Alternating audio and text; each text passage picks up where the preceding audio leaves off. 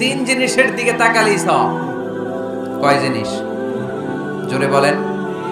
এক নাম্বার আন-নাযার ইলাল মুসহাফ, কোরআনের দিকে তাকালেই সওয়াব, পড়া লাগবে না, পড়লে তো সওয়াব আছে, তাকানো মাত্রই।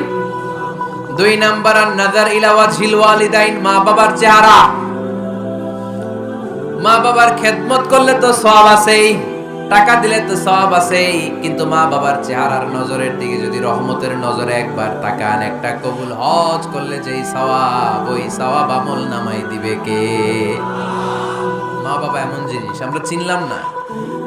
আমরা পীর সাহেবের দরবারে লাউ নিয়ে যাই আর গান গাই, সাদের লাউ বানাইলে মোরে আগা খাইলাম, ডগা খাইলাম, খাইলাম না ডুগডুগি না।